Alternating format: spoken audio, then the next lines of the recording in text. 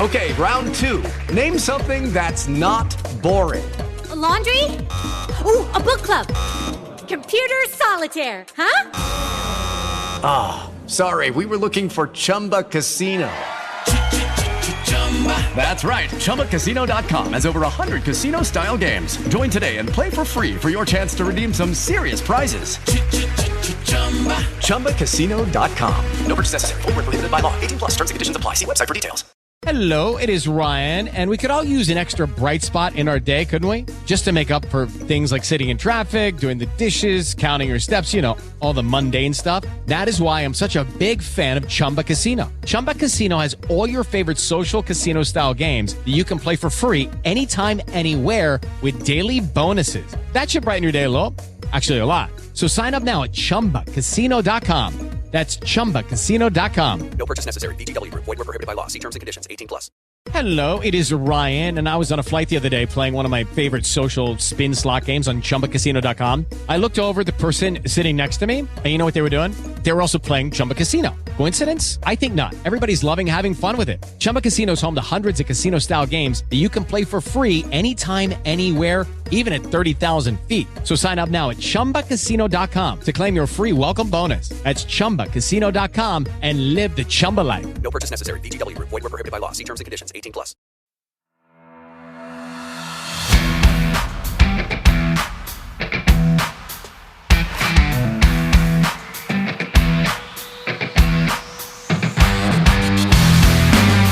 Welcome to the Wrap Podcast, the place to catch up on all the regional and national rugby in Wales. You can find us on all the usual social media platforms and message us through there if you want, or you can email us on welshregionalrugbypod@gmail.com. So all the boring stuff out the way, let's talk rugby.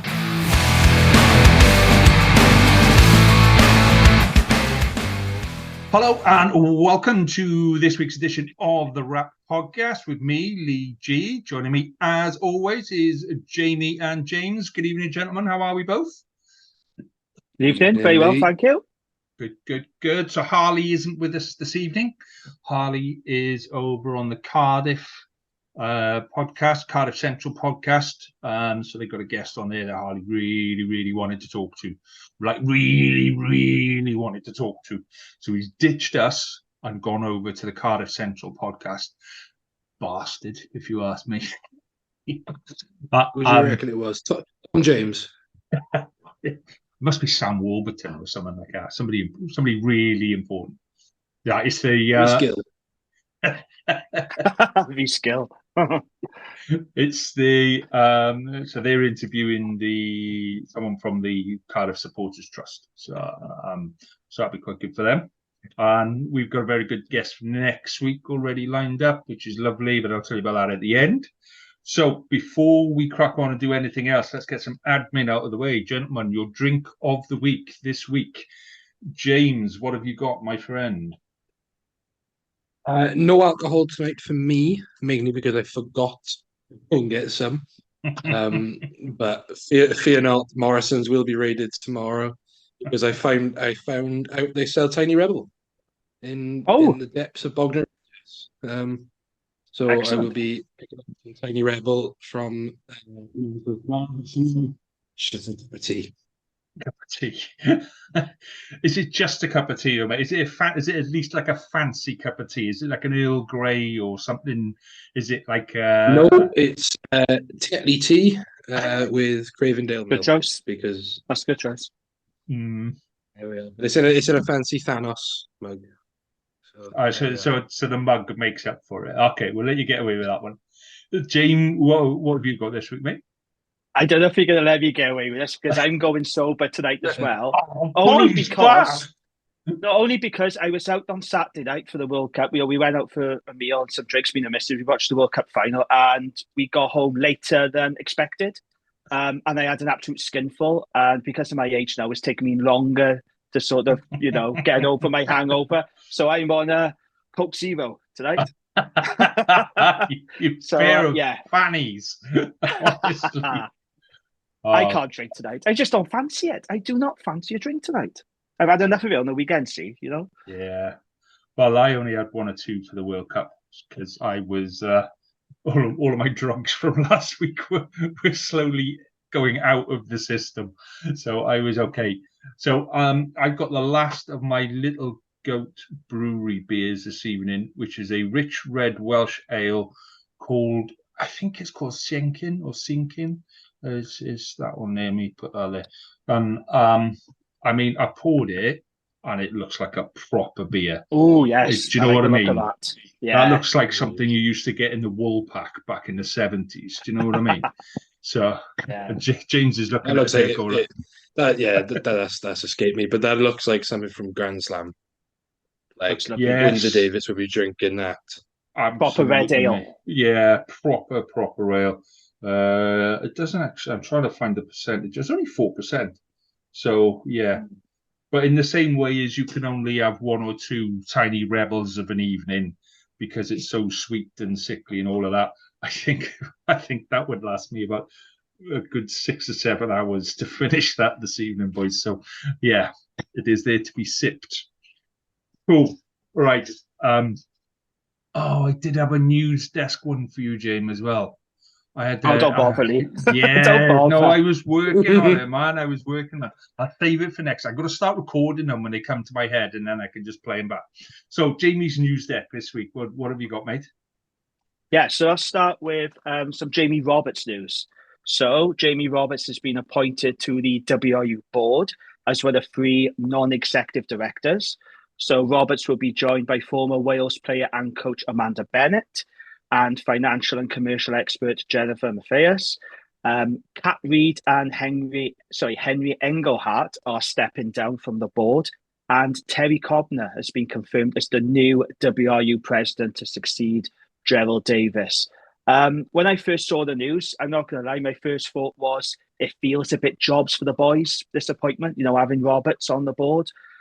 But, maybe it could be a good appointment. I'm not sure. What do you guys think of it? Well, what I will say, I'll come back to Jamie Roberts in a minute, but the woman with the finance experience, is it Mathias? Is she Jennifer Mathias, yeah. Yeah, so she's a local girl to me, apparently. Apparently she's family involved in Pembroke Rugby Club. And apparently she has got rugby connections.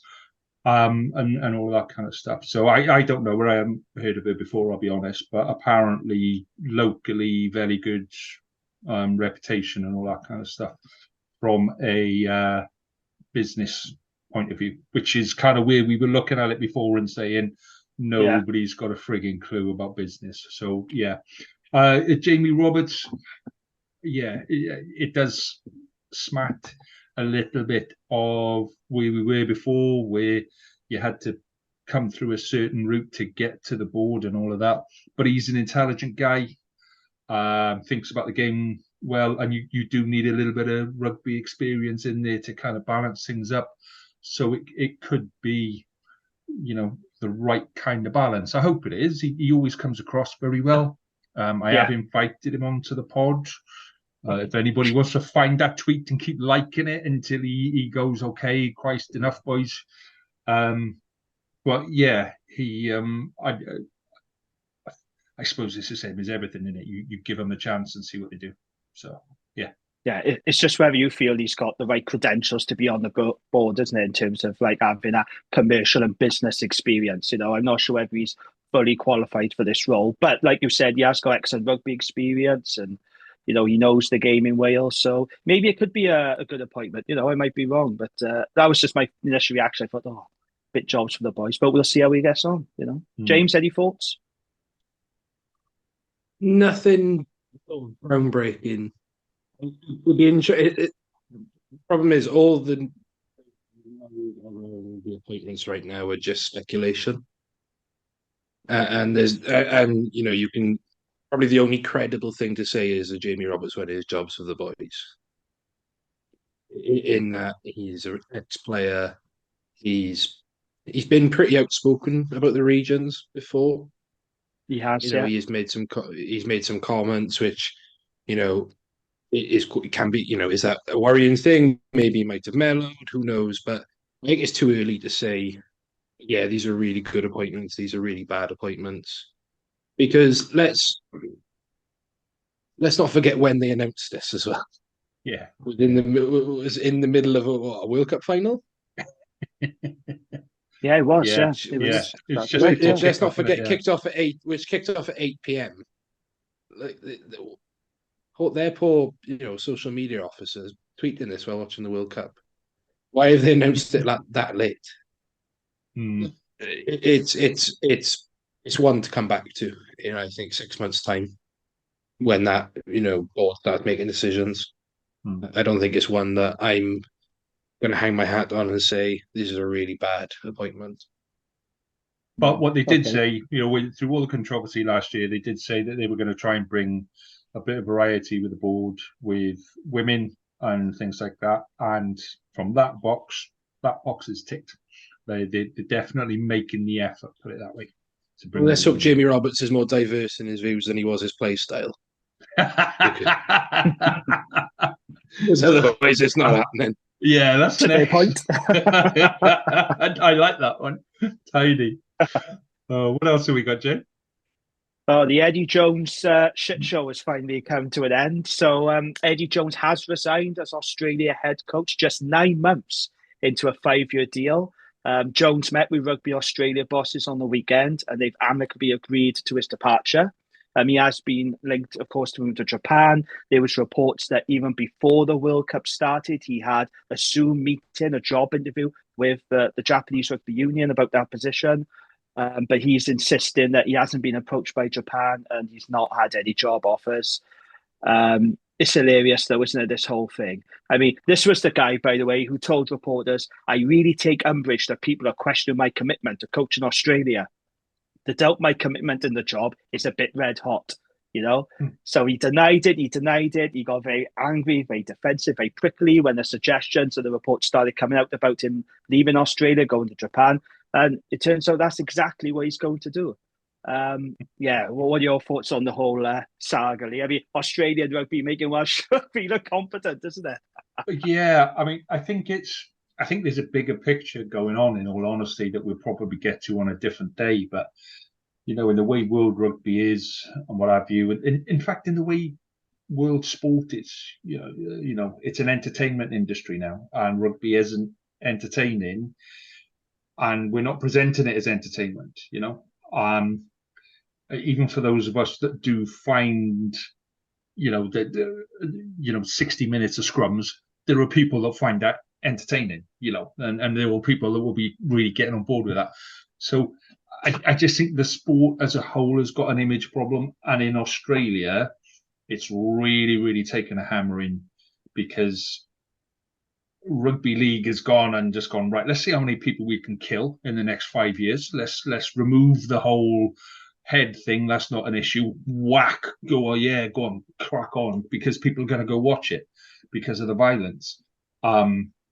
Despite the fact that they've got a bigger lawsuit against Australian Rugby League than I believe they have the bigger lawsuit against Australian Rugby League than they have against the whole of the rest of the World Rugby Union.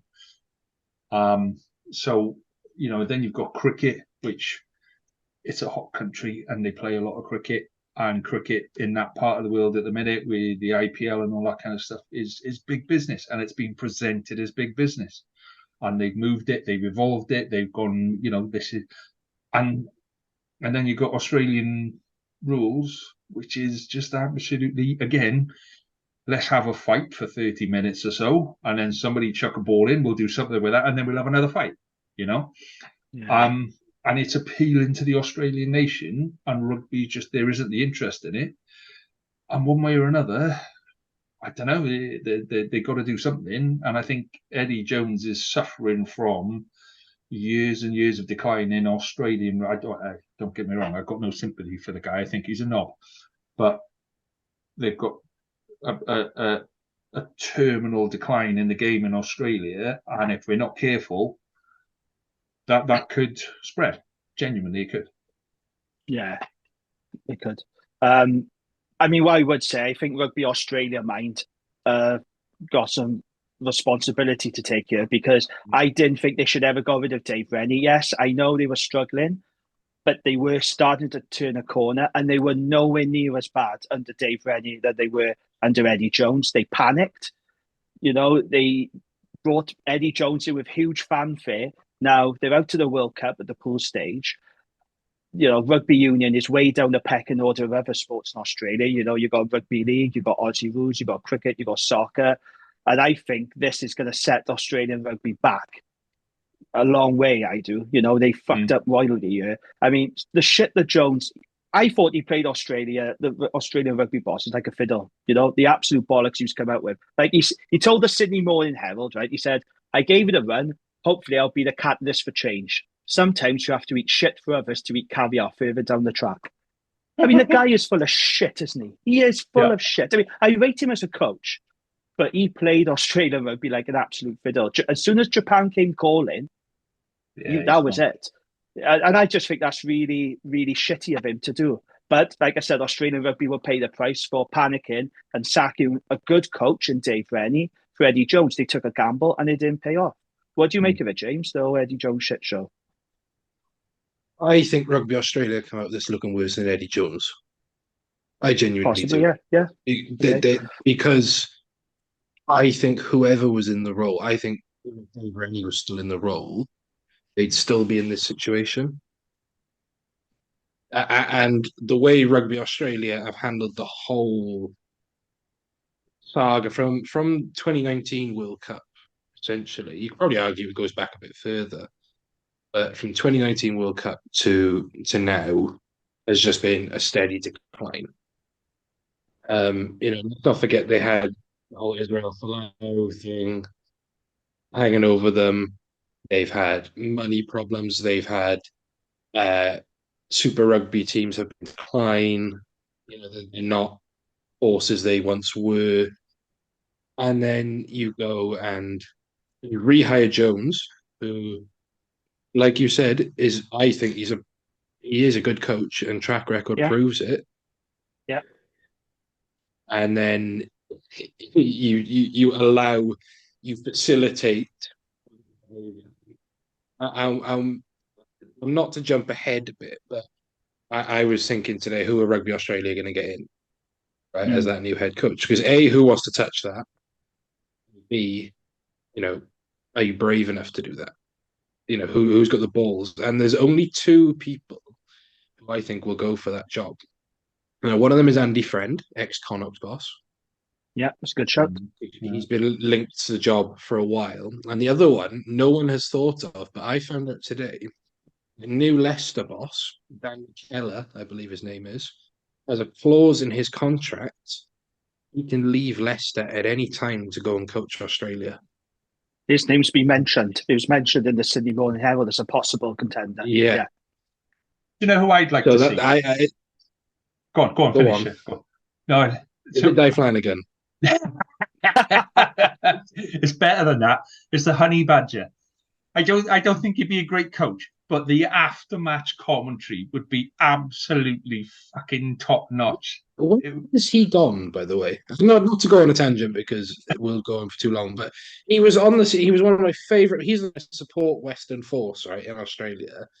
He was great for about 2 seasons, played for the Barbars, scored some fucking tries, and then he was on The Bachelor in Australia. That was it. He was gone. They're the two names that I think they're the two names that have come up. Yeah. The other one. Well, no, actually, it wouldn't be Jamie Joseph because he signed a deal with the Highlanders. So they're the two names, but I think Rugby Australia are equally to blame for facilitating the whole situation, and their mismanagement of the game has driven rugby union even deeper into the pecking order, and they're only propped up by a vast number of private schools in Australia that play rugby union. Yeah. And the fact that they're lower than a tiny little set of islands like Fiji, I fucking love that. I thought where Eddie Jones, remember he did that bit about, have you seen Wales? It's a tiny little shitty place. 3 million people. Yeah. What the fuck are they? How big are we now, Ed? Yeah, fuck you. So Yeah. Okay. Anything else on the news desk, Jane? Yeah, just one last bit of news, something you'll have an interesting, since a player that you rate quite highly. So, former Scarlets hooker David Hughes, he's joined Cardiff Rugby after the demise of Jersey Reds. Yeah, a player who you know all about. I think that's a good pickup for Cardiff, isn't it, Yeah, definitely. Well, for one, he can throw into a lineup, Yeah. which we'll talk about that on the Scarlets later. But yeah, I mean, at the end of last season, Scarlets had just had a dearth of hookers. We had a serious amount of top quality hookers, and they've all just fucked off. They've all gone, and yeah, and he is an absolute. I mean, if he'd have stayed, and somebody else would have gone, nobody would have batted an eyelid in terms of, they're all at that level. It was toss a coin, and one of them's going, one of them's staying. So yeah, I think it's a great signature for Cardiff. Surprised it wasn't made when he left, to be honest, when he was released. But yeah, he's an outstanding player. Round the pitch, scrummaging, line out.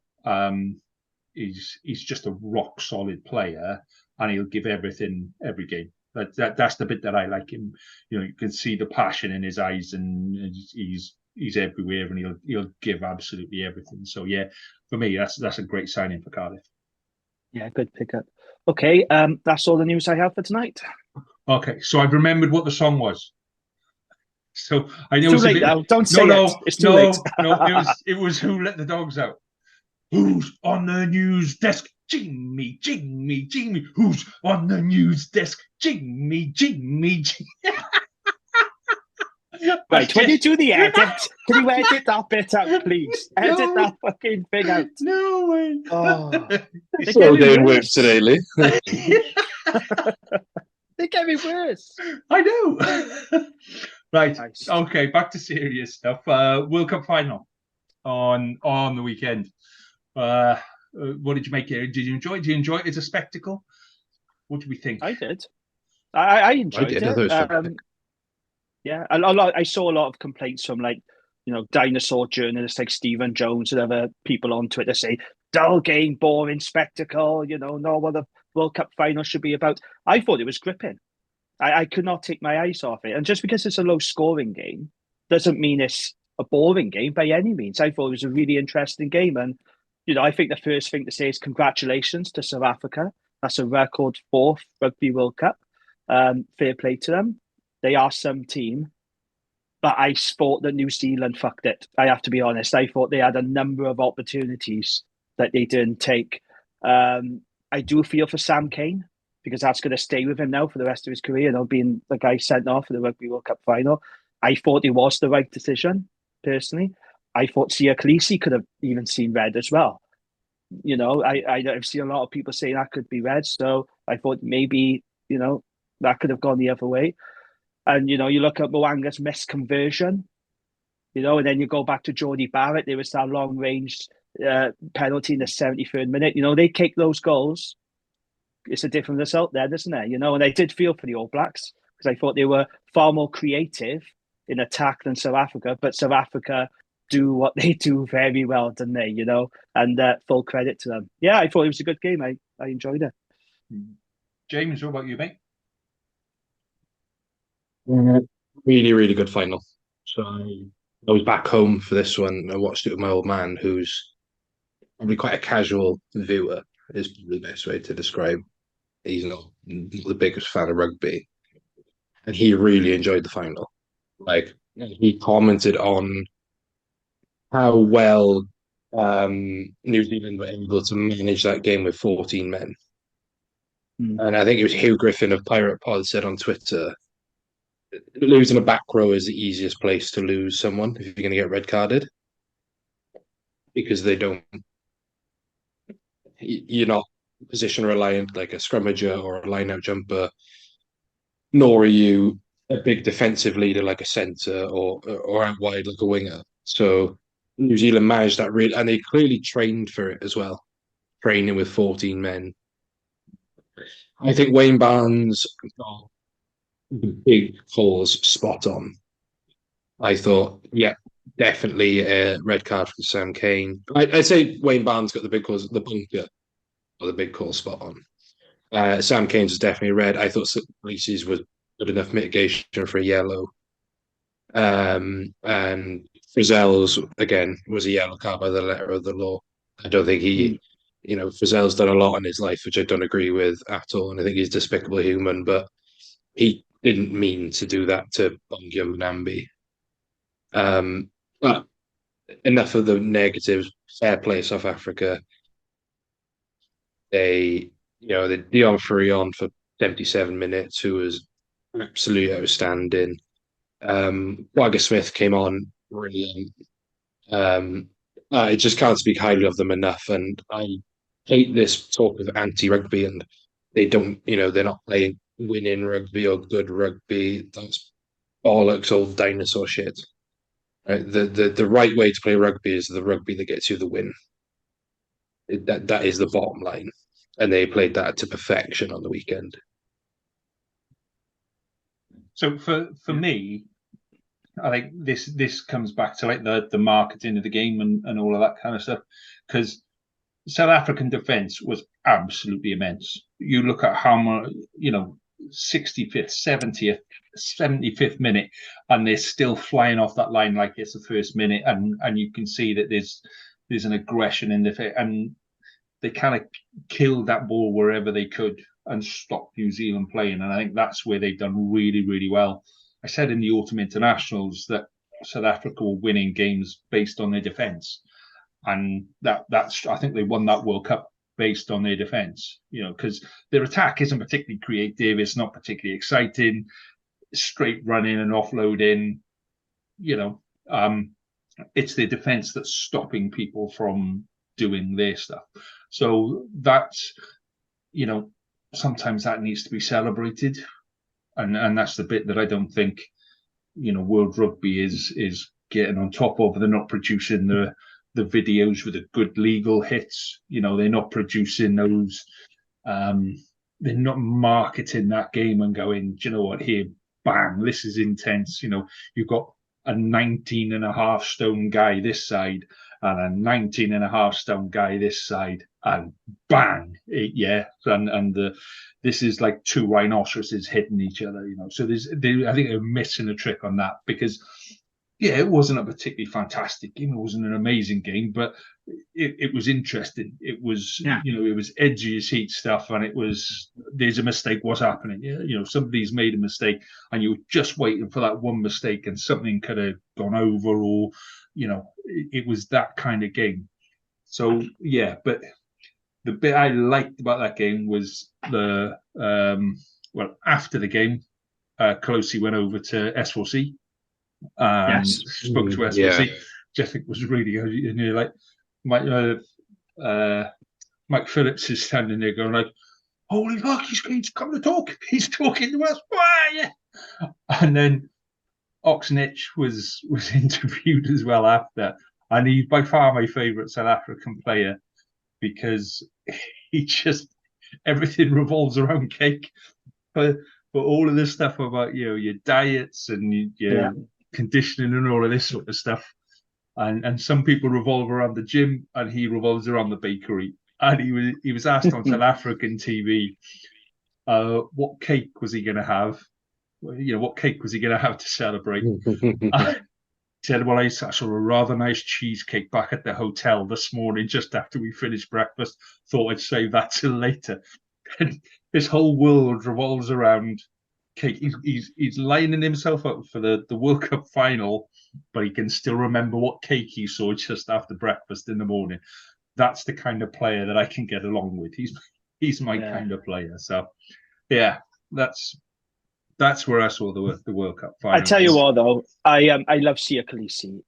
He's just impossible to dislike, isn't he? He's talked to us. He was saying really nice things about Wales. He's like, I knew they'd come good. They've done really well after everything. We just got a final. He praised Jack Morgan. He's just a really, really genuine, lovely bloke. And I think I'm going to have to find his autobiography, because I know he had a really, really difficult upbringing. He's got a fantastic story. And he is by far, in my opinion, I did say this on Twitter, well, now ex, that he is by far the most likable Springbok ever, in my humble opinion. Because I know Springboks, they're not the neutral's choice, are they? It's fair to say. I mean, I was in the pub watching the game, and nobody was cheering for South Africa. Everyone wanted New Zealand to win. And I do think a lot of neutrals were hoping the All Blacks would win. I mean, I've got a lot of respect for the Springboks, I have, and I don't mind them at all. I didn't mind who won that final. But I think he just is such a likable, warm, lovely bloke. And I was pleased for him as well, I was really pleased for him because I think he's fabulous. But it was a good final. Like I say, I enjoyed it. I found it quite gripping. I didn't take my eyes off it. I thought the tournament as a whole was pretty good. I mean, some people are saying it's the best World Cup ever. I'm not quite sure about that, but I thought it was a very good and a very successful Rugby World Cup.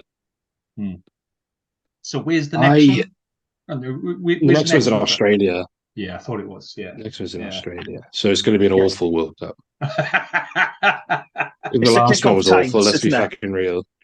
It's early morning kickoff times if it's down under, isn't it? I So, I think this Springbok squad as a whole is probably the most likable Springbok squad there's ever been.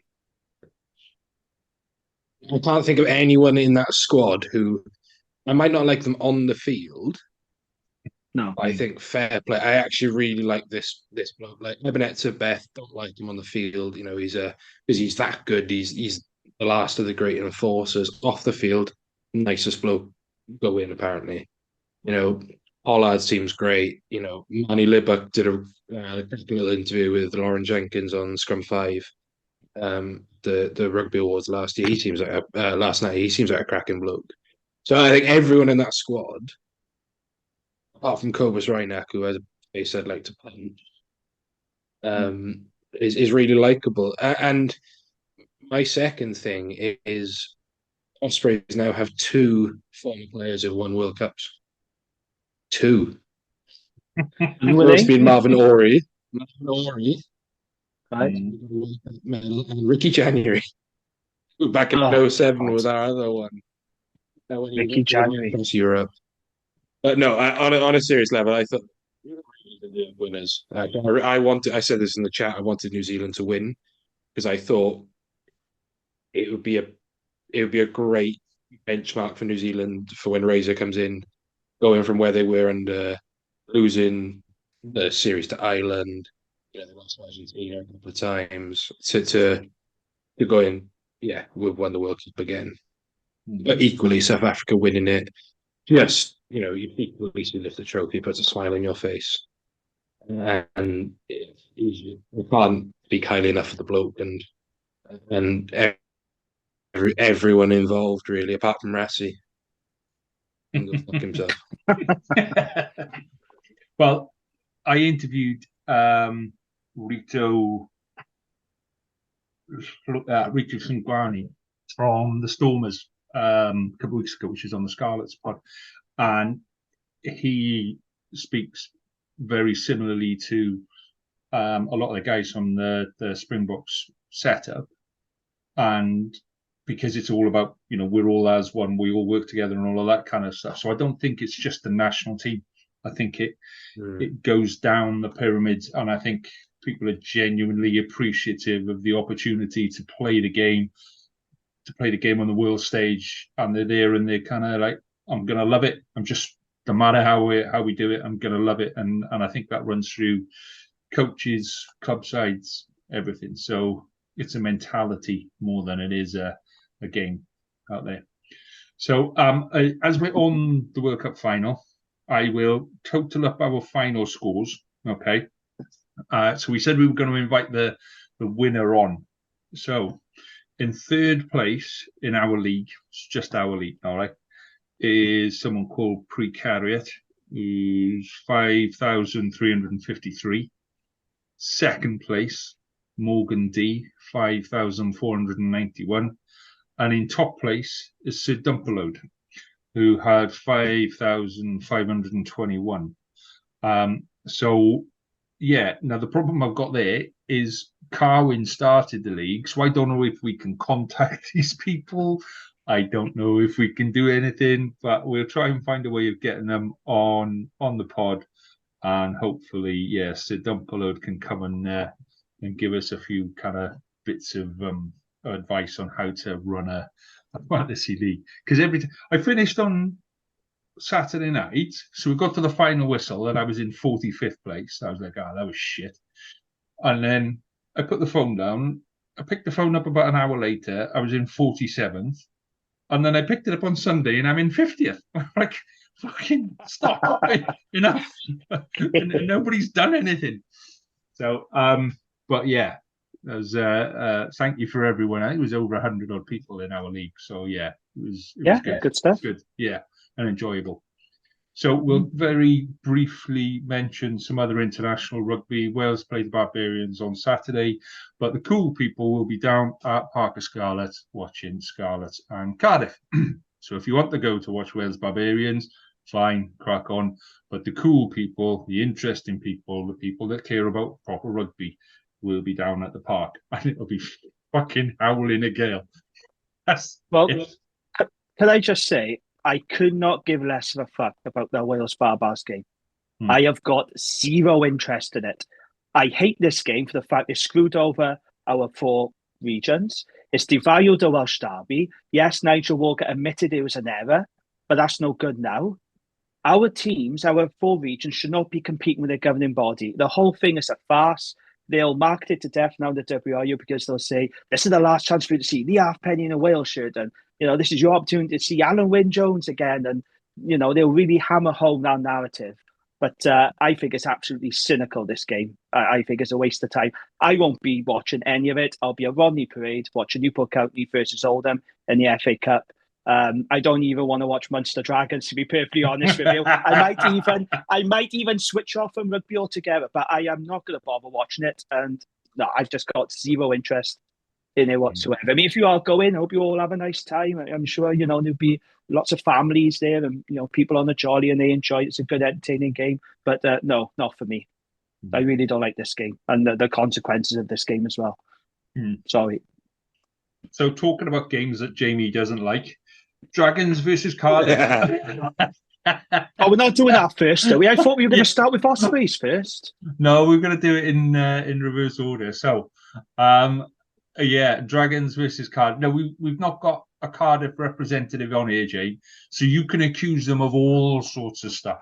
You can really go to town on them if you want. But what did you think of the game, mate? Look, anyone who knows this pod and listened to me say why I hate this game, I hope you watched that on Sunday and you finally understood why I hate this game so much, why I think it's such a hateful derby. Look, I think the first thing to say about this game, I have been to a lot of games to Rodney Parade, right? Quite a few. Been to a lot of football games as well. That was the worst atmosphere I've ever experienced at Rodney Parade. It was so weird. It was flat. There was no pre-match buzz whatsoever. It was very subdued. And look, I've seen people come up with a few reasons for it. People saying, well, it was on a Sunday. It's not an ideal time. And, having a Welsh derby in the second round and, there's not enough Welsh internationals. I mean, I don't buy the Sunday argument because, we've played Cardiff on Sundays before. We've had much better atmospheres. When we played Munster last season, when we beat them, that was on a Sunday. That was a really good atmosphere. But I've not experienced anything like it at Rodney Parade. I could not believe how subdued and flat it was. It was like nobody could really be bothered to be there. Nobody really wanted to be there. It was very, very strange. I mean, from a Dragons point of view, it was a disaster before a ball had even been kicked because Dan Leitiatu was due to make his debut for the Dragons. It was a big hoo-ha about it, a lot of videos and all the rest of it. He had to pull out for personal reasons. So wish him all the best, obviously, because we don't know what's going on there. But that was before a ball was kicked. So straight away that disrupted, the Dragons. And that meant that we had a back row then of George Knott, Sean Lonsdale and Harry Keddy, which is not ideal. Whoa. Yeah, exactly. Rodrigo Martinez limped off after just 10 minutes. Then after that, we had both Lonsdale and Keddy missing. They went off the field through concussion. So what that meant was then we had a back row of Ben Carter, George Knott, and James Benjamin, who is a flanker turned hooker. You look at him now and he's not conditioned for the back row, to say the least. So we were right up against it from the start. And what that meant was when you got a back row like that, you've got zero breakdown threat. We had no fetchers in our back row and we had no ball carriers. And we was up against the Cardiff back row that contained Ellis Jenkins and Thomas Young. So that was only ever going to go one way. And straight away, we were at a disadvantage. It was a terrible game, wasn't it? And it always is between these two teams. This is why I hate it, because it's always the same story. You've got a poor team up against an average team, where the average team always wins, and they serve up an absolute shit show for the supporters. It's a truly diabolical derby. It is by far the worst in the league. I've always said it. Harley did message me to say it's the worst derby in the world. And I think he might be right, because it really is a horrible, horrible game. I've seen people say Dragons never looked like scoring a try in that game. Our attack was pretty poor, but it's not entirely true, because in the second half, Dane Blacker put through a grubber kick and Jared Ross had all the time in the world to gather the ball, dot it down, and he knocked it on. And look, I will cut him a little bit of slack because it was a slightly awkward bounce, but you've got to score those, haven't you? You've got to score those. I think Cardiff, they weren't great either. Let's be honest. They're no great shakes, but what they did do is they did kick very well. And I thought their halfbacks controlled the game well. Thomas Williams was pretty good. Tina Stabia, from what I've seen of him, looks a decent pickup for them, doesn't he? He's putting along those doink kits going over the defence, so that was quite useful for them. Their only try came from our mistake through Angus O'Brien, who I have to say, as much as I love, he had an absolute shit of a game. Really, really terrible game. His decision-making was just wrong. Every decision he took was just wrong. That charge down kick, why is he kicking? It was never on. All he had to do was fling the ball right.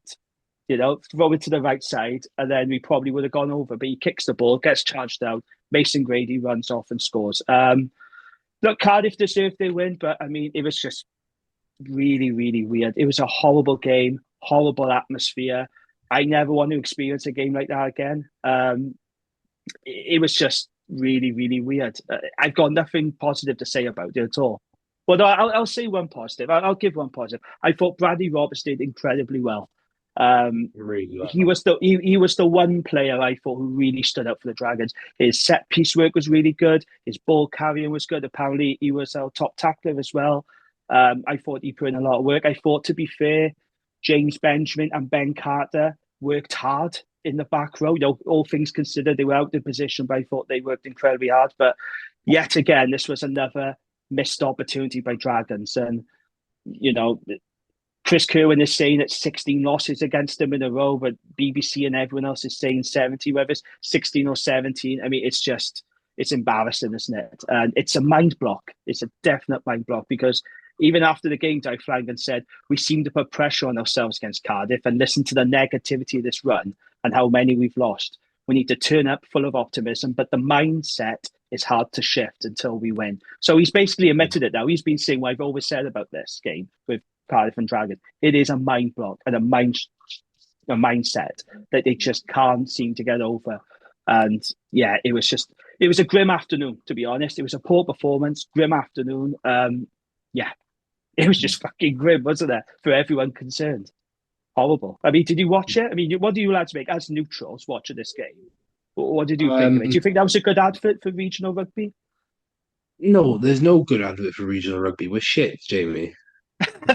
No, to be fair, there are some entertaining derbies. Scarlets, Ospreys are always good games.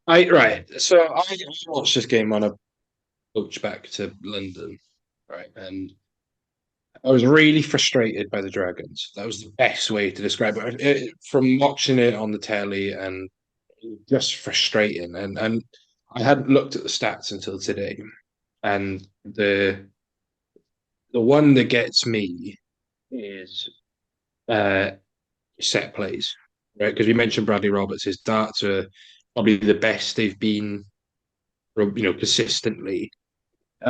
So Dragons had 16 lineouts in that game and won 94% of them.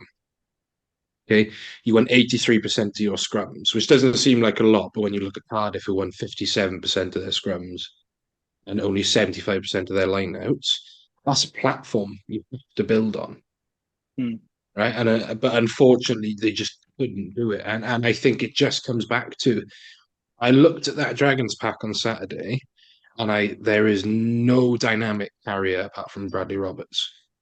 No. There is no dynamism coming out of there. And it shows because Bradley Roberts carried the ball 22 times that on the weekend. The nearest person or people carrying numbers wise were Thomas Williams and Cameron Winnett on 11. That just shows how much the Dragons are relying on one player. And I love Lydiate, don't get me wrong, and he's a fantastic player. But in his play, he's there simply for your first up defence.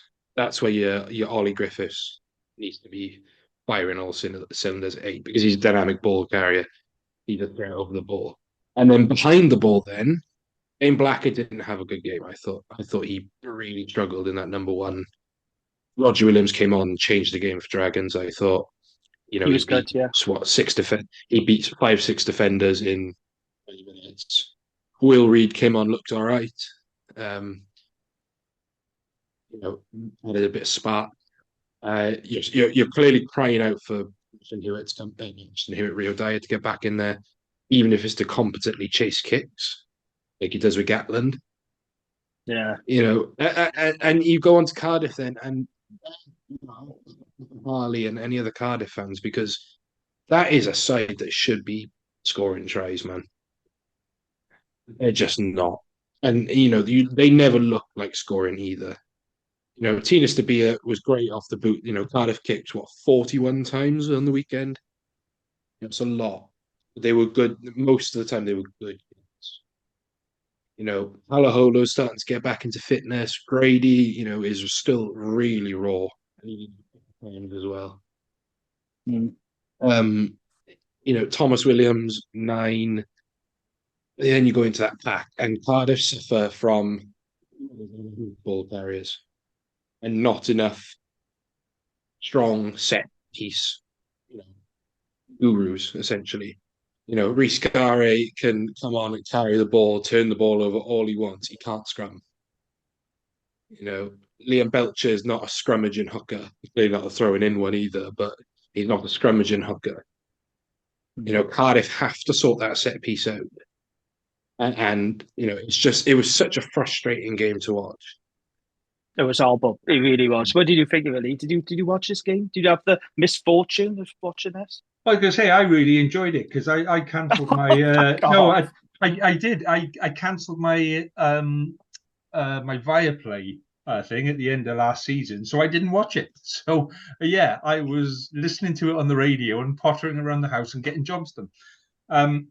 Yeah, it even Sam did for. The funniest bit for me was the guy on the radio said, we've had an extra hour in today, and we decided to come here and watch this.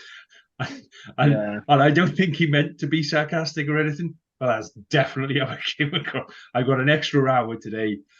Fuck me, I could have done something with that hour, and I chose to spend it here. But yeah, it is what it is, guys. It is what it is. The worrying thing as well, and I'll just talk about this. So I talk about the atmosphere. Yeah. The attendance is really worrying for this fixture. Yeah. Okay, so we had an attendance of 5,272, which apparently is the lowest for this fixture since 2017. Like I said, that along with the weird atmosphere, I don't think helped because Dragons weren't given anything for us to cheer about either. There were a considerable large amount of people leaving early. And I've seen a few Dragon supporters comment on this as well. So at one stage, I know that I think it was like with 15 minutes left, me and my dad were the only ones in our row. Bearing in mind, we were sat in the full row, 15 minutes left. We looked at them and I went, oh, well, we're the only ones here. Where's everyone gone? It was that boring and that awful that people were leaving early. And if you're a neutral, right, if you're not like a Dragons fan or you don't follow Cardiff, you just turn up, for just as a casual fan, that is not going to get you coming back, is it? That was an absolute shit show. And, I am concerned about the attendances in regional rugby. I know we'll talk about the Ospreys later on. They only had 3,000 there in Swansea for that game. 3,017 to be precise. And that, in a 21,000-seater stadium, is not a good look.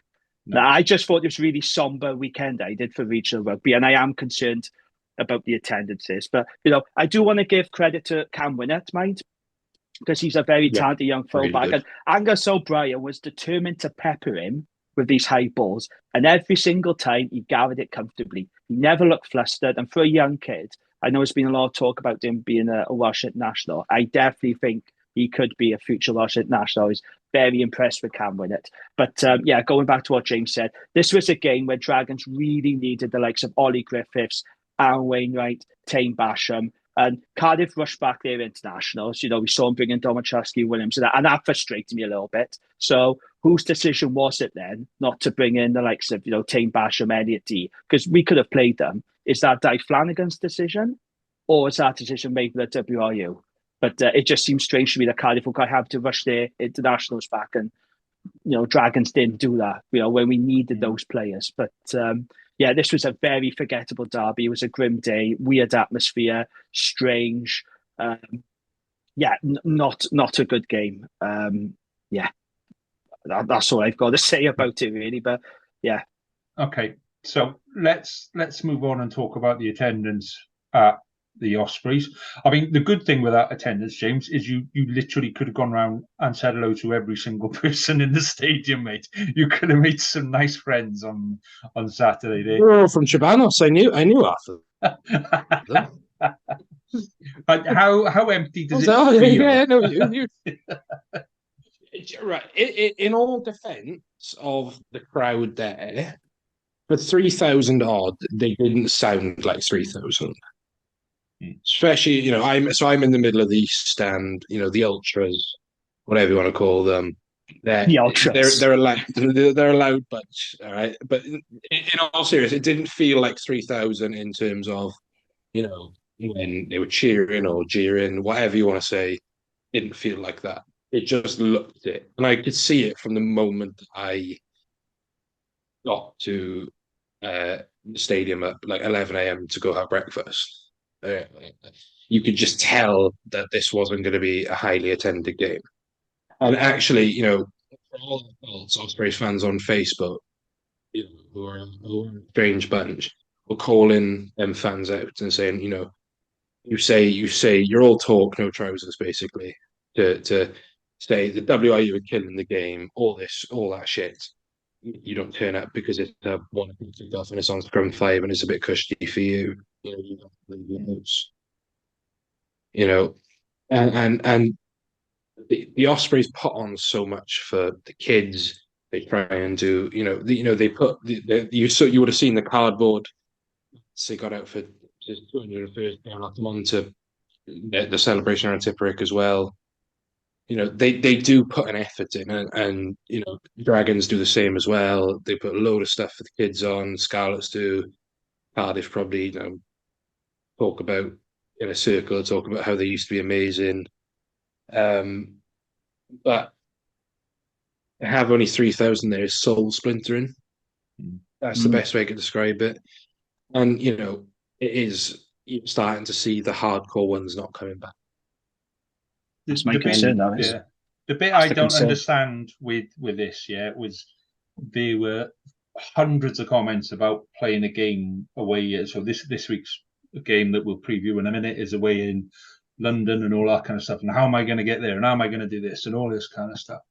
And then, like Jamie said, Sunday, 3 o'clock, whatever, why can't we play Saturday on a 3 o'clock? You've got a Saturday 3 o'clock kickoff. You've got a home ground. You've got, the weather was actually okay. Wasn't great, but it was okay. And you're playing a team that is actually building a bit of a reputation. I cannot understand why more people are not going. Yeah, when we spoke to what's the commercial director? Anthony Cole Johnson. Yeah, and he was talking about the amount of interest in the shirt and how the Ospreys brand spreads around the country and spreads around the world. Fuck's sake, boys, you've got to start in Swansea because, you know, I'll tell you about the frustrations of Scarlets in a minute. But to me, if I was an Osprey, first of all, I'd have to poke both eyes out and remove my tongue. But if I was an Osprey, you know, I'd be going fucking nuts at that. I genuinely would.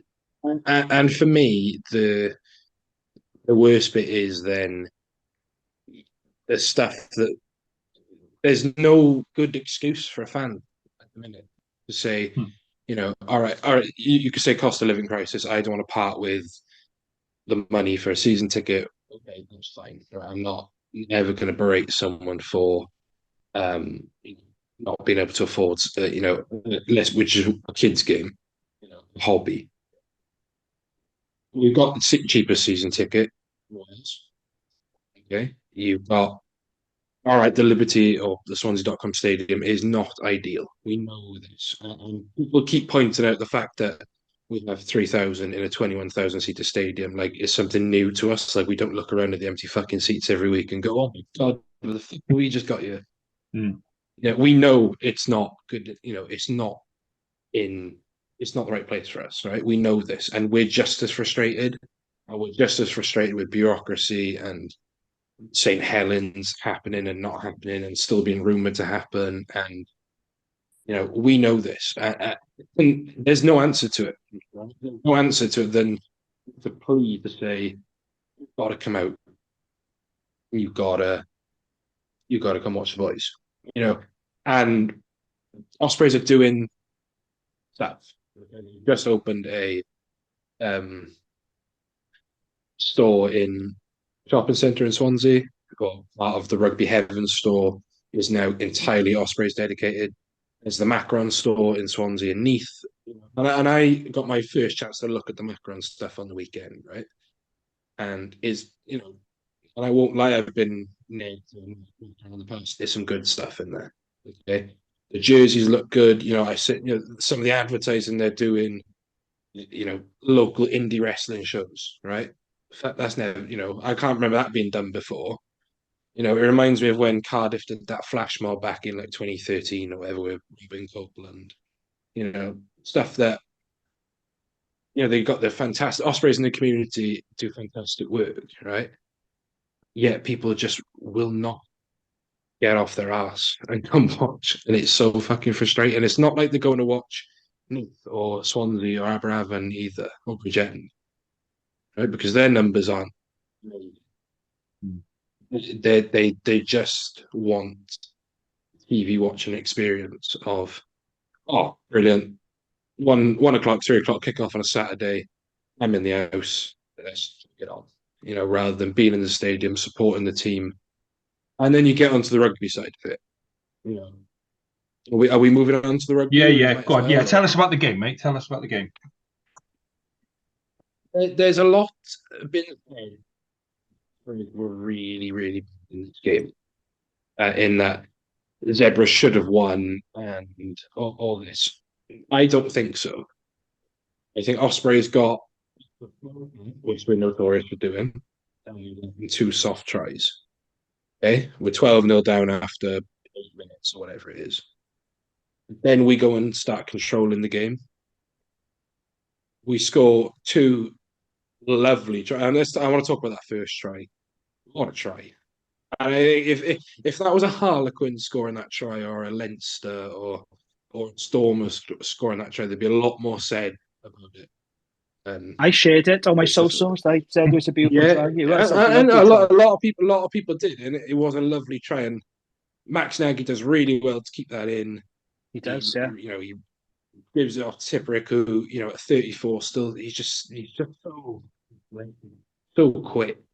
And then there's some great support play from the 2 Morrises, and Ruben Morgan-Williams goes under the post there. It's the rugby that the casual fans want to see. And then next try, Prothero runs it back, cuts back inside. All of a sudden, yeah, he's waggling the finger in the Italian's face and scoring a try. I didn't like that. I got to be honest with you. I didn't like it either. And in all fairness to Prothero, the first thing he said to Toby Booth after the game was, "I'm really sorry that I did that." Oh, he You apologised to know, me. Okay, I didn't know. yeah, That. he's apologized and he apologized to the player as well. And I Oh, fair think play there. I read today that it was bad injury woes. It was almost like letting it out. You know, that was him saying, "Right, I'm back. This is what I can do. I'm still here." And he is a cracking player, but and then we go back to more tried and trusted stuff. We hit big runners, Nicky Smith, Morgan Morris, these types of players. And the only we just had soft defense, and Zebra exploited that. But we knew that anyway. Let's give full credit to Zebra. We knew the game plan they were going to come with. They love to spread it wide. They love to, and they've started now to develop this game where they go up the jumper a bit more. Let's not a revolutionary thing. You only have to watch the Ulster game last week to see that they've got a cracking 10 in, is it Piscatelli or something like Piscatelli? In 10. They've got Bruno, they've got Jesse, forwards as well. This is not a mug team. They are a good rugby side who fought the Ospreys out with lapses in defence. I don't think their crossfield kick try because Ospreys had two players down on that wing. The main one being Don Morris, who was down on that wing. The ref could have called that back. It happened to England against Wales in Hollywood when Dan Bigger kicks that ball crossfield to Jadzia and Josh Adams goes over. So like that. Actually, it was a fun game. It was a really easy game. So if you're going to say to a casual viewer to get them into rugby, here's a game where both teams score 9 tries in the game, back and forth, bit of aggro. Why not? The other negative is Ospreys got a few injuries in the game. Worrying going up to London next week with no Welsh internationals. Bruce Sutton went off injured. Prothero and Garen Phillips failed a HIA. Hopefully they'll be back. Tom Morris had to go off. Ruben Morgan Williams had to go to the wing. So that we'll come on to that. We'll cross that bridge when we come to it. But I don't think it's necessarily all doom and gloom from an Ospreys point of view. We've had 5 points, haven't we, from 2 games? Yeah. Or is it more than that? That's more than we've got, mate. 6 points from 2 games. No. 5 points from this game, 1 point from last game. Yeah. 6 out of 10.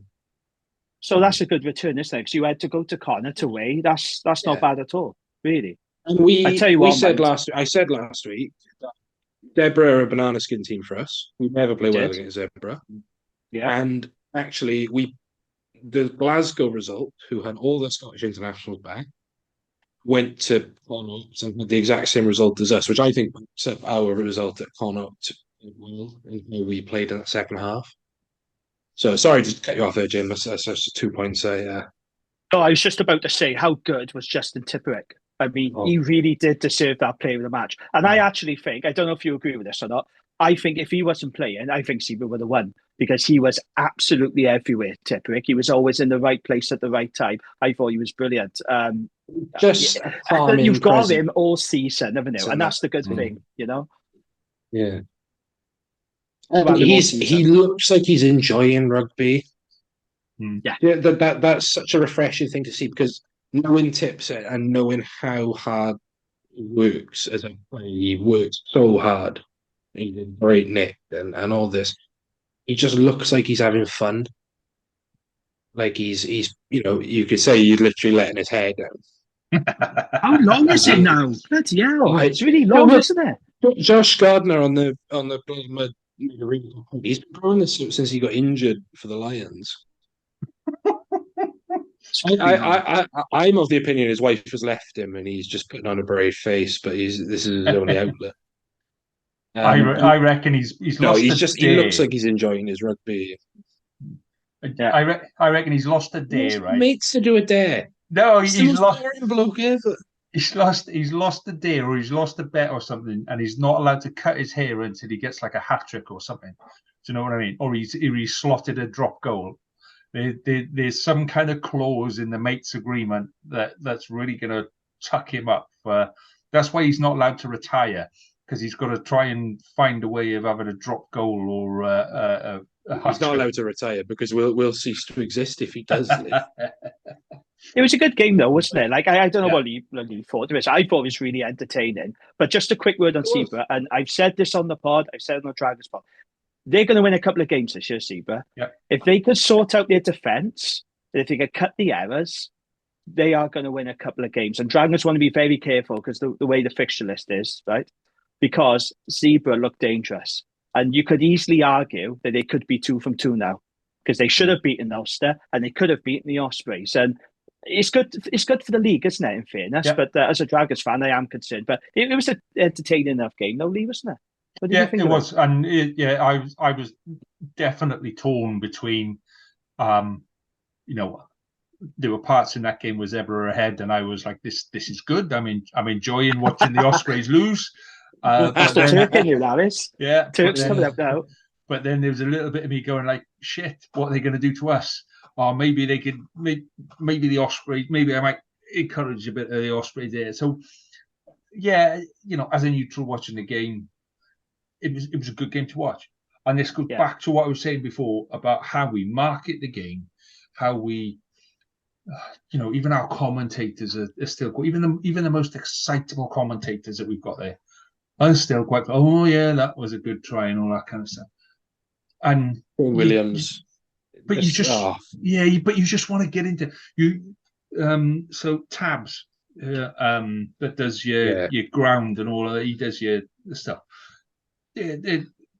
I love him. I think he's great because he adds to the atmosphere. Yeah, and we put him and Darren on a bloody bonus pod a couple of weeks ago, and I was, there was electricity coming out the pod, but there's enough people there that can make the atmosphere, can give the enjoyment, and it's just not coming through.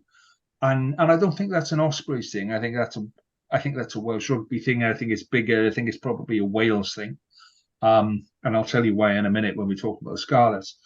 But yeah, I just, I think we need to understand our relationship with the game again. I really do. I think we need to. As soon as we have a bad weekend, as soon as all 4 regions lost, we can't afford 4 regions. Blah, blah, blah, blah. Fuck off. And, let's just go and enjoy the fact that we've still got professional teams that can still go out there and play. If you're running out on that pitch, you're not trying to have a shit game. Angus O'Brien didn't try to have a shit game, James. I know you're not saying that he tried to, but sometimes it happens. And just fucking everything goes wrong.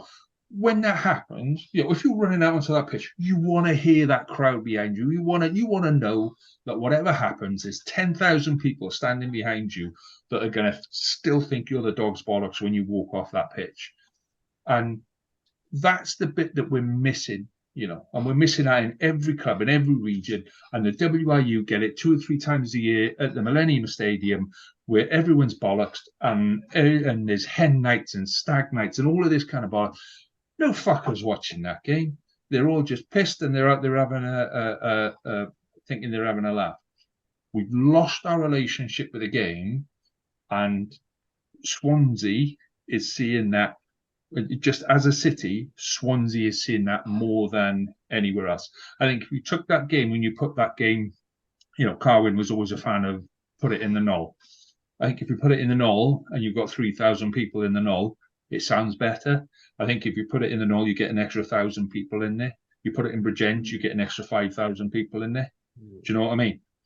And I think it's one of those things that actually this might be a really good opportunity now for regions to go, well, do you know what? Yeah, we are going to go do something different. We are going to go play in London, Scarlets can go and we're going to go play in Aberystwyth because you fuckers won't come and watch us in Tleley, so we're going to go and play in Aberystwyth. Yeah. And do you know what's really the bit I always love about any Ospreys game, right? It happens in every game. The kids go up to the barrier and they all want their shirt or their program or their thing signed. And in this one in particular, because it was Tips's 900th game or whatever, all the Banos Junior section were there and various other ones, Kevin Cooper and just their faces lighting up. Their hero is coming over and then screaming for the younger players as well. Mm. You know, no, in no world did I think when I watched him in university that a little child would be screaming Hugh Sutton's name to come sign his shirt. Right? And that's all love and respect to Hugh Sutton. I've seen him many times in walkabout, dance floor in university, but I never in a million years did I think. But then neither did he. I mean, and every time I get doom and gloom about the attendances, the finances, the shit show that is the governing body, just seeing that junior section's face light up when Owen Williams walks over, where that makes it all worth it. And then on the other hand, just seeing how good some of them young players for Ospreys are playing as well. I want to give a shout out to Lewis Lloyd and Wales under-20s hooker. On top of being the most handsome man in rugby at the minute, he comes on and he is so good. He's so dynamic. He really just wants it. And if Ethan Lewis wasn't playing as well as he is at the minute, I think he'd be back up to Sam and Dewi. I think he'd be that number 3. Ethan Lewis has come to the Ospreys and with a bit of a point to prove after being shunned out by Cardiff, gone to Saracens, not really got the game time he wanted. And he's top in dominant tackle charts, top in tackle charts, carries. He's aggressive. His set piece is solid. There's so much to like about this young Osprey squad, and I really hope I get a chance to talk to Rob Squidge. He's the same. He's got all the same forums with me and chat rooms, whatever. There's a young, hungry squad who wants to play for that badge, and there's a good culture there. They just need the fans behind them. That's all that side needs, because they showed it last year. They beat Montpellier away, and they beat Montpellier at home, and then they took 1,000-odd fans up to Saracens, and apart from Reece Webb brain farts, we would have won. I'm confident of that. Yeah. We need to be more positive, though, don't we, about the regional game? And I get what you're saying, I really do, James. But at the same time, we can't turn a blind eye to the problems either. And I don't think it's negative to just point out the concerns. Like, why was there such a low crowd for that derby on Sunday? Why was the atmosphere really quiet and subdued? The other thing I forgot to mention as well, Cardiff fans, they always come down in droves to Rodney Parade, right? Because you don't just get them coming from Cardiff. You get them coming from Gwent as well. There's a lot of Cardiff fans in places like Caerphilly, Blackburn. So there weren't many Cardiff fans there at all yesterday. Very, very few. There's a smattering on the North Terrace. There was a couple scattered here and everywhere in the Bisley. But that game was so strange. And I just wonder, are people a little bit rugbyed out, with the lack of success the regions are having? It's really hard, isn't it, to get that enthusiasm? Because my concern is, as you know, I've always said this, when the hardcore fans start walking away, then all 4 teams are going to be in real shit, and it's started to happen. And that's my worry. That's why I said on X today, it is concerning. But yeah, it's a fine balance to strike. Yeah, let's be positive. Let's not be too doom and gloom, but also don't turn a blind eye to the problems. And it's right to discuss them. So, talking of problems, I think we need to move for this next bit. Yeah. So nice segue, Daly. Yeah. So I'm very briefly gonna cover the Stormers game against the Scarlets, and I'll give you a quick heads up now. If you've got any kids in the room, send the fuckers out now, because there's gonna be a lot of swearing. It was fucking awful. It was fucking diabolical. We couldn't tackle, we couldn't run, we couldn't pass, we couldn't kick. Fuck me, we couldn't even do our hair properly. It was absolutely shit from start to finish. There was like 10 minutes in the first half and 10 minutes in the second half where some of the boys went, I might actually turn up and do what I'm fucking well paid to do. It was just fucking not on. It really wasn't. It was, I get the whole thing about going to South Africa. Yeah. And some of the blame for this lies within the management that fucked up pre-season, spent 16 weeks fanning around doing fuck all. Apparently, we didn't do a fucking coach on how to defend. I mean, we got a new Gareth Williams. He's been there for 12 months. Our attack coach is a defence coach. Our defence coach was the Wales under-20. We've got 2 defence coaches here. And we've got a fucking winger handing off a second row. Fuck off, boys. I mean, and breathe. So now we're going to move. Are you okay? It was hard to watch, mate. It was hard to watch. Just the lack of passion, the lack of enthusiasm. I don't give a shit if you don't like going to South Africa for 2 weeks. Do you know what? If you don't want to go to South Africa for 2 weeks, don't get on the plane. I'll find somebody that does, because I can tell you there's 1,000 players that would give their right arm to be on that fucking plane being in that shirt. And that I think we've removed that lack of passion. We've done this whole thing where we're trying to be too English. We're still fixated on the late 90s, early 2000 English team that was like, oh yeah, we're going to play with a lack of passion and we're all cold and this is how we think. You can think about the game, you can process the game, and you can still show passion for the game. And there was none of that there. And that was the disappointing bit was a complete lack of passion, the lack of wanting to be in that shirt, the lack of wanting to be on that pitch. And like I said, nobody steps onto that pitch. Nobody stepped onto that plane going, I don't want to go. Yeah, because they could have quite easily not gone. Everybody wanted to be there, and whatever it was, didn't turn up on Saturday.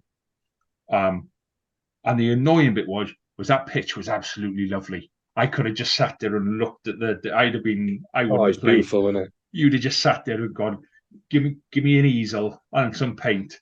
In fact, if half the pack had just sat there and done, at least we'd have had something we could have sold down the market after, and we could have come on with something. Fuck me, it was a hard watch as a Scarlet supporter. It was a hard watch for the rest of us who aren't Scarlet supporters. It was shocking, mate. I couldn't even enjoy it. I was just depressed watching it. Yeah, you didn't even enjoy it. I thought you would have looked at being Osprey. No, and we said no, and it wasn't even enjoyable. We said this in our WhatsApp. The bit that saddens me most is the decline of Foxy. Oh yeah, he's past it now. He's gone. It's just sad at this point. And actually, I was reminded that Scarlets still have on their books Samson Lee, Foxy, Scott Williams, and you probably can include Ken on that as well, only because he's injured. Yeah, because if Ken was fit, he'd be playing and put his all in. And that's I think that's despicable. But Ken, that on your books. Yeah, Ken is out. Yeah, but Ken is out. Ken could probably still play. If Ken wasn't injured, he'd still be playing at the rate. Didn't want to include Ken because I actually think he fits in for the badge. He loves the club. Yeah, he wears the blazer and all that shit. But don't get me wrong, Foxy does as well. Foxy is a Scarlet. You cut me in half, and there's a nice little picture inside there. But we all need to know when that time comes, and we all need to know when we go. Do you know what? And we said this last season. He started last season superb at inside centre. He really was. He was top 10 turnovers in 8 games. He was at the top of the turnover table. But there's other stuff that you need to do to be a centre. And Joe Roberts is absolutely showing that with Foxy next to him, that's where he needs to be. But yeah. There just hasn't been that stuff coming through. And Scott Williams was on a 1-year contract. We've heard nothing about him, but he's still there, and this is year 2, and is still injured. There we go. Anyway, Jane, what were you going to say, mate? Yeah, just to say, I think this is a difficult one, isn't it? Because on the one hand, we always knew this was going to be a very difficult time for the Scarlets in South Africa. It's a very difficult place to go. We knew they were going to be under cosh. Having said that, you look at the results and the stats, 63-21, that's a record defeat for the Scarlets, 52-7, a total of 115 points conceded and 18 tries in just 2 games. I mean, you've got to be hoping for better than that, surely. And, it's a difficult one, isn't it? Because if you come away with if you get battered, right, but you come away with a bonus point, that's something, isn't it? And we talked about in the last part. If you came back from South Africa, you can go, well, we got battered, but we got 2 losing bonus points. Yeah. At least that's something. But to come away from South Africa with nothing is really, really tough. And I want to get your thoughts on Johan Lloyd, because I watched him at 10. I actually thought he did all right, I think he showed some really nice glimpses in difficult circumstances, But what do you make of him at 10? Because I do think he looked okay. I thought Tane Plumtree was good as well, mate. I think there was the only 2 Scarlets players that really stood out for me on the South African tour. I think the interesting with Plumtree was when he scored his second try, is everyone was so shocked they just stopped and went, "Fuck me, it's a Scarlet heading for the line." Fucking hell. That's even the referee was like, "I don't know what's happening. Look, he's dived, he scored." There you go. I think it's too early with Johan Lloyd, I'll be honest. I'm not convinced. No, you're not here. You said for ages. But I don't think that's him. I think, all the best players play with the best players around them. And, he needs someone like Eddie James at inside centre, that if he's in trouble, he can just offload and leave a 6'4", 18-stone guy run at some small people. He needs somebody inside him like Gareth Davis that can go, right, you're having the ball, you're not having the ball, we're kicking the ball, that little bit of experience. So, he's at a new club, new systems. It's going to take a while to bed in, to settle in. I think he's trying too hard, in all honesty. Game management's not great. Yeah, well, you look at somebody like Dinky Jones, who just goes, nothing's on, fuck it, hoof it down to the 22. Yeah, there is a try on. I could send an overlap, fuck it, down to the 22. The try line's in front of me. I've got 10 meters to go. I might just kick it into the corner and see where we can go from there. We'll build from there, Sometimes you need a game manager, and I just think it's going to take time for him to build. But this goes back to my point earlier. We've had 16 weeks in pre-season, boys. And half of that team didn't play against the Dragons and against Cardiff, We were pulling in boys that are playing for fucking Llandybry and Carmarthen Quins, Why do we have a pre-season if it's not to get ready for the season? I genuinely at the minute now don't care if those 18 and 19-year-olds in academy that we aren't going to see in senior team for 2 seasons, give them the time, let them go and play for the junior clubs. That's what they're there for. They're there to learn their game. Sticking them in against Cardiff just means that we're interrupting the flow. So when we get to play Cardiff again this week, it's almost like we're still in pre-season, only we've had a really tough pre-season down in South Africa, taking an absolute battering, and the only thing we're coming back with is a fucking suntan and a nasty rash. And that's the reality, That's what we're coming back from South Africa with. So anyway, we're no green shoots, is there? No. There's no green shoots. No, not for me, not yet. And it's a real shame, because last season we did show some. Last season we were starting, and there was a lot of positivity around the club, and there still is. Don't get me wrong, and I'll come to that bit in a minute. Yeah, but I can still be positive about the club and the way forward, and be really frustrated with that performance from last Saturday. Right, let's you can bring the kids back in now. I think.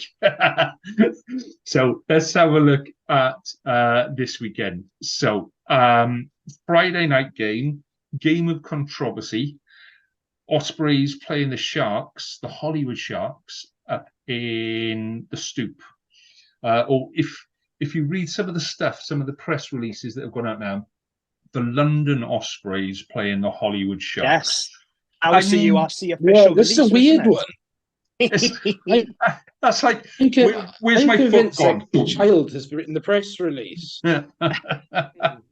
Steve Thomas written the press release, allegedly. Right. He's a nice guy. He's a good guy. I like that. I'm only in jest. What are you making of the game, mate? What are you hoping for? I'm really looking forward to it. I am saying this as someone who's been in favour of the game from the start. I think it's a chance to do something different, and I'm hoping to go to it myself. There's only an hour on the train.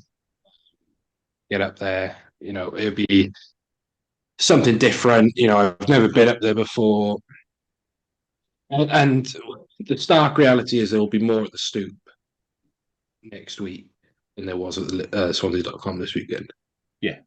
Yeah, definitely. That's just stark reality. From the rugby point of view, I'm not looking forward to it at all. Fuck no. Why we the Sharks just had a bit of a lesson from the kids.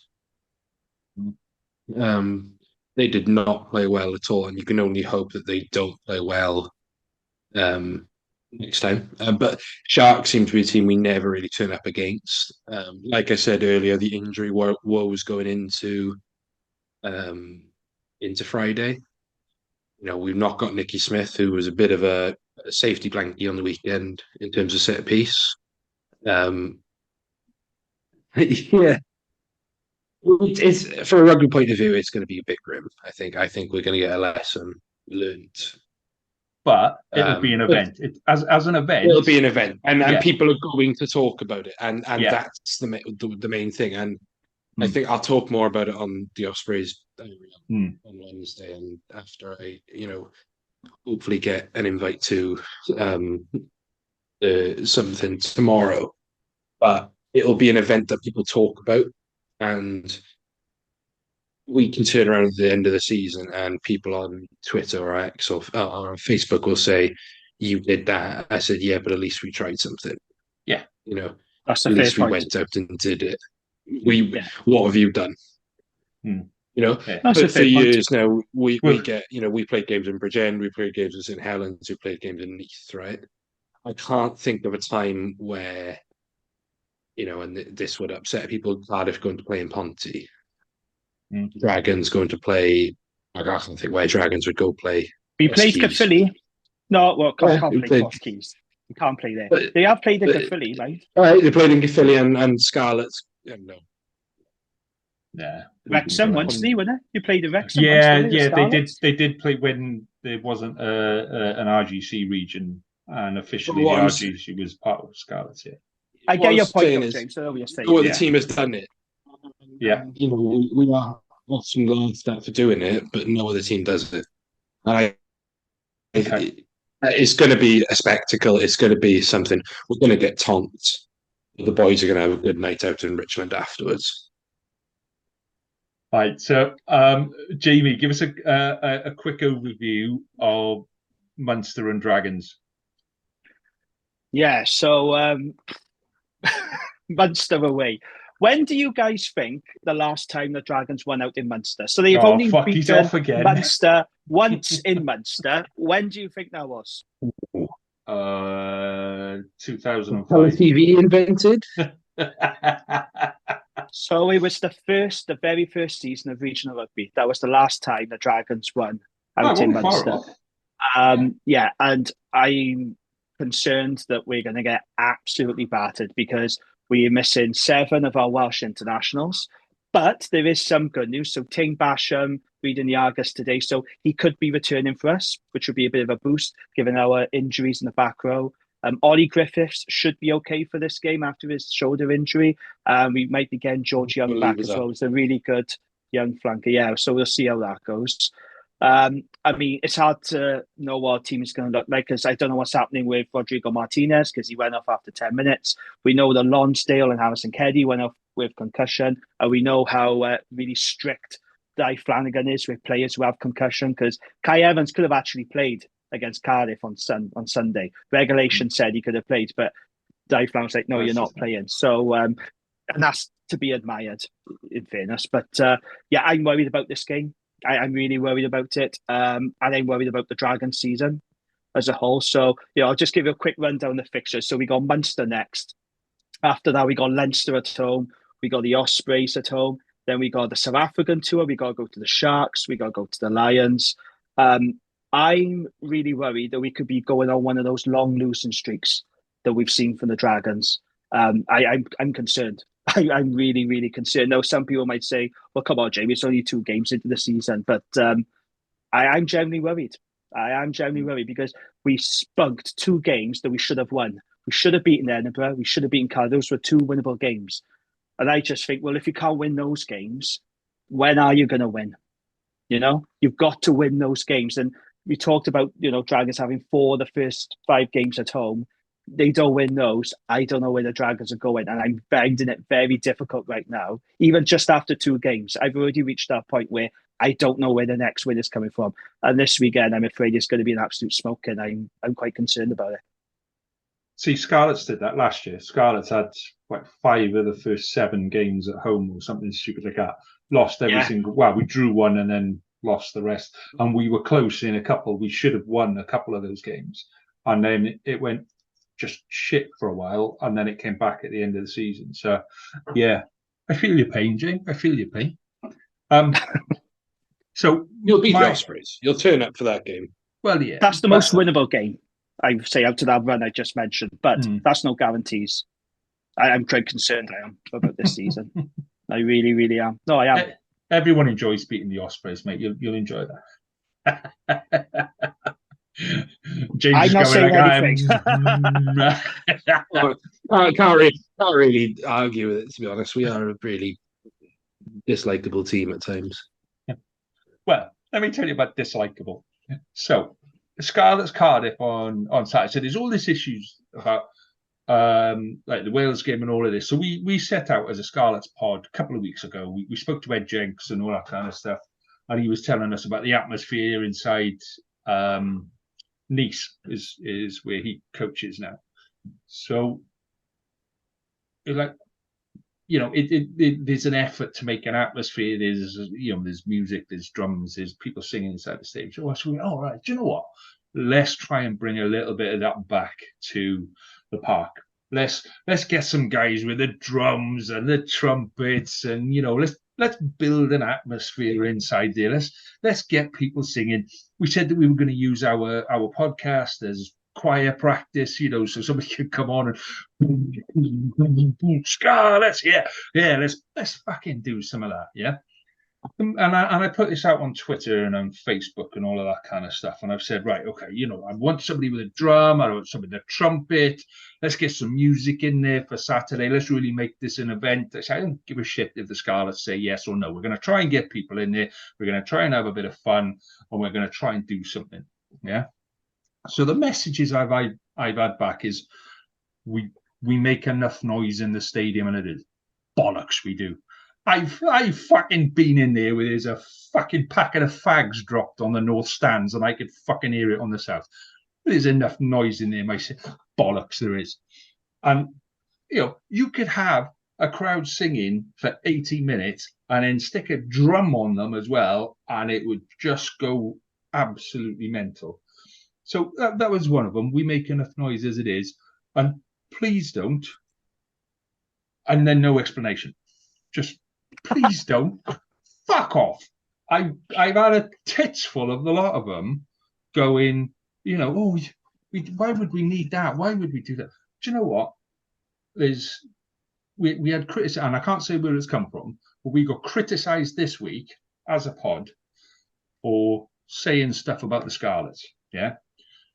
You want us to be positive about the Scarlets, and we're positive about the Scarlets, yeah? We take one-eyed Scarlets to the max, yeah? But certainly. Yeah, but at the same time, you can sit there and criticise them and say, you know what, I expected more passion. Of course. I expect, and like I just did, yeah? And then you're getting criticised for being too negative. Why would anyone want to listen to you because you're being too negative? Fuck off, and then fuck off some more. I have had an absolute tits full of it. If we sit here, and this is particularly in the Scarlets, and particularly for this game on Saturday, if we sit there and do nothing, fuck all's going to happen. It's going to be a hard enough game as it is. It's going to be a fucking 80-mile-an-hour winds, the rain coming in from the fucking horizontal and all of this kind of stuff. Do you know what? Having some guy standing in the corner going, might actually just get a few of you up on your feet and singing. It might just actually make a little bit of it, an atmosphere in there. It might just get some of those players on the pitch going, wow, we owe something to the crowd here. It might just be enough for people to go, actually, yeah, I enjoyed some of that. Now I'm coming back again. Are you going to the game, Lee, out of curiosity? And this is the other bit. I can't make this game on Saturday. You're picking it up. Yeah, I know. I'm not going. Alan Partridge moment there is. Just because I can't go is not going to stop me from encouraging other people to go. Oh, fair That's play. what I said. I'm quite limited on what I can and can't do. So I'll put it absolutely on the line for everyone, right? So my operation in the summer, where I've now got a colostomy bag fitted to the side of my stomach. I don't know when that's going to fill. I don't know when it's not. I'm still getting used to it, and every now and again it leaks shit. Okay. Thanks for that, Lee. Yeah, I don't want to be doing that. I don't have to be clearing that up in the Scarlets bloody toilets, And do you know what I mean? I'm not confident about it. Many worse than the shit on the pitch. Surely. Fucking have some of that. No, do you know what I mean? It's a personal thing that I can't go, but it's not going to stop me from encouraging everybody else to go. And I hope the listeners are not eating when you talk about that. I do apologize if you're eating your lunch or breakfast or whatever. But no. Somebody asked me about it the other day. They said, "Well, put your money where your mouth is. Why aren't you going?" So that's why I can't go. Okay, fair enough. Yeah, I'm just joking. You know that anyway. Oh yeah, no, I know that, but it's worth saying that out there. That I went to 8-9 games. I wasn't a season ticket holder, but I went to 8 or 9 games last season. Most of that first run. And not only did I go to those games, I took friends with me who'd never been to see a rugby game before. And some of my friends that I took then are still going. So, that was my next question. Are they still friends now? Or? Well, it's a deal breaker. Yeah, you bastard. You've now got a fucking depression. No, do you know what I mean? This should be an awesome game on Saturday. The weather is going to work against us, but I'm hoping that there's a reaction from the boys. But more than that, I'm hoping there's a reaction from supporters. This is our first home game, and it hasn't gone great. It's not been the best build up to your first home game, but as a supporter, we're part of that team. We are part of that team because when you run on a pitch. And this is from somebody that has done this, when you run on a pitch and you've got, I think my biggest crowd was about 4,500 people.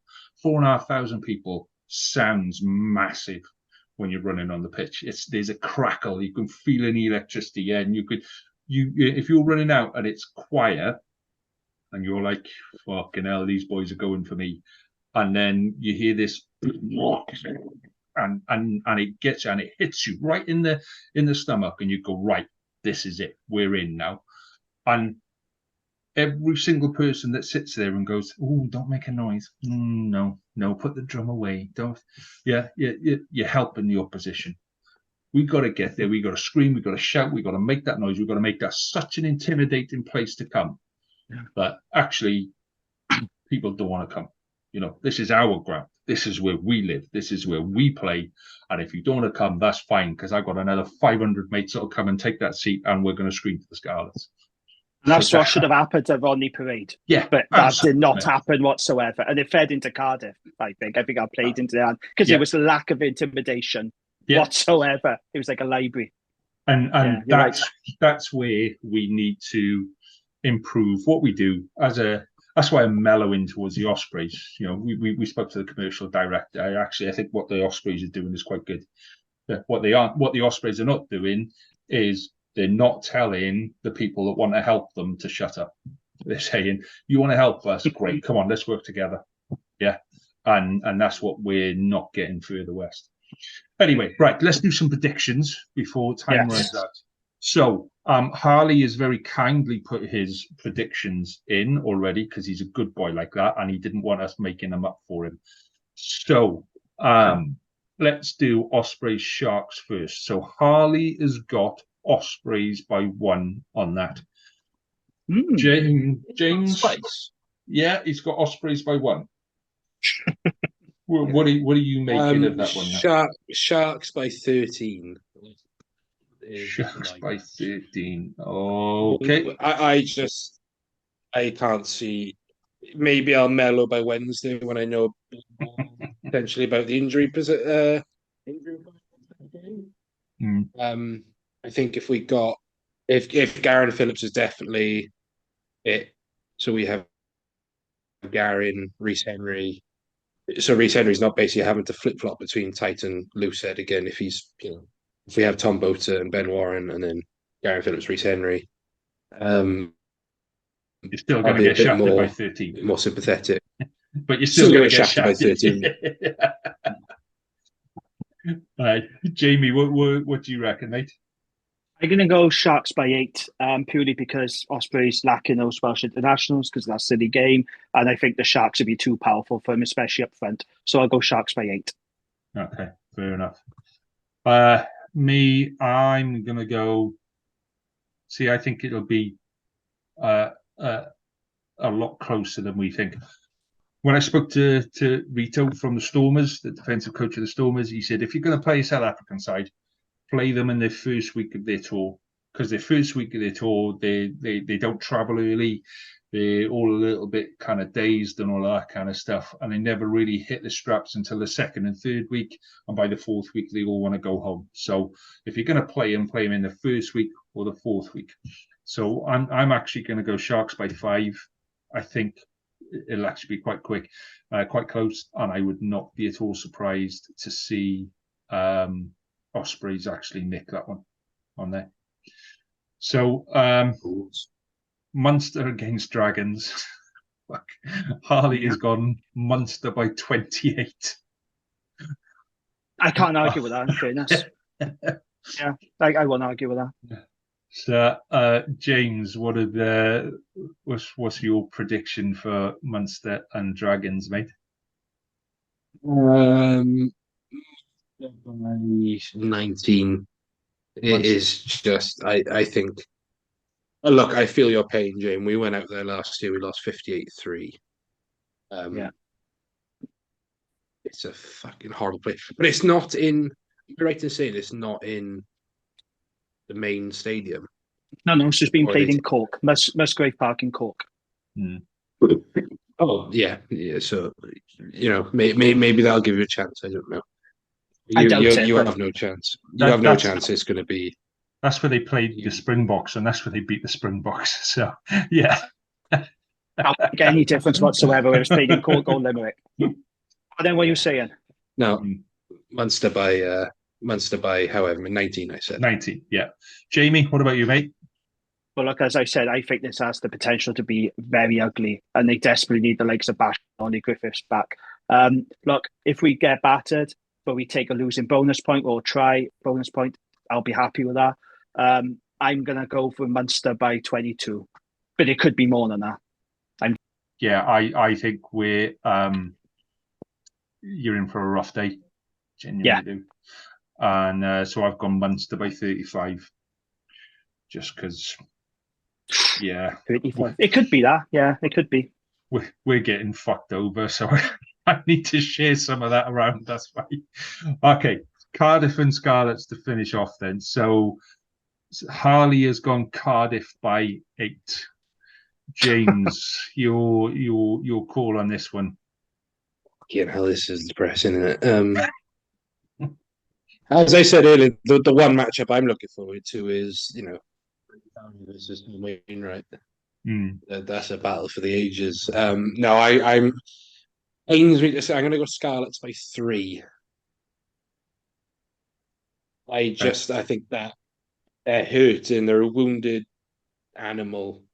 They're going to come back. You're at home. I'm being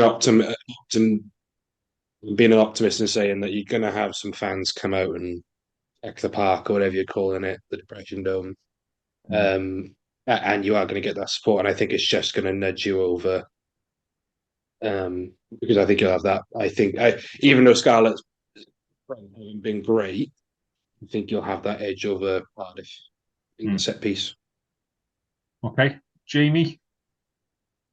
Yeah, I think it's a really good opportunity for the Scarlets to get back on track, actually. They're going to want to put that disappointment out of South Africa behind them. You are at home.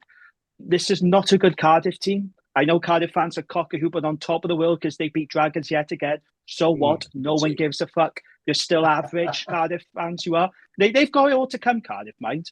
They've got a lot of pain to come. And I'm telling you now, they're getting their asses handed to them on the plate in the Champions Cup because bigger and better teams will find them out quite quickly. And I think this is a good opportunity now for Scarlets to get back on track against this Cardiff team. So I am going to go for Scarlets by 5. Oh, that's by 5. Okay. So, yeah, I'm agreeing with the pair of you. I think there's been a lot of soul searching, a lot of very strong conversations, a lot of tackle bags being hit quite intensely through this week. Anyone that's been on the wrong end of a couple of weeks like that, you either shrink and you disappear, or you stand up and you be counted. And this weekend we find out if we're going to stand up and be counted. So I think it'll be a low-scoring game. I think it'll be, there's only going to be one score in it for like the whole game.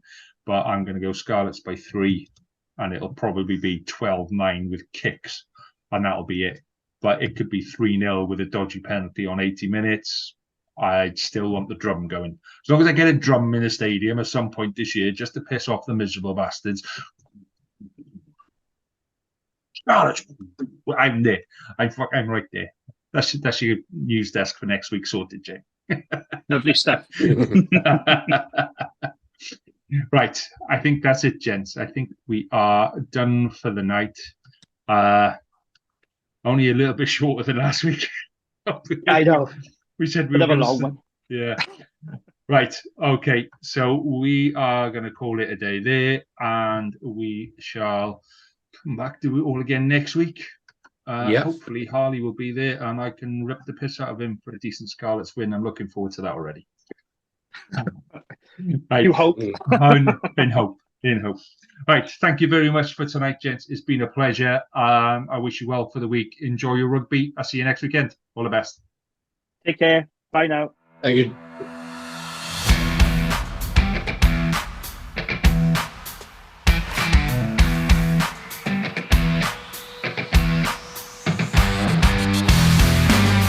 Thank you for listening to the Wrap Podcast. We hope you enjoyed listening as much as we enjoyed recording it. Please do rate us and tell your friends, as it really helps us to grow and get better. We'll be back next week for more of the same, and until then, enjoy your rugby.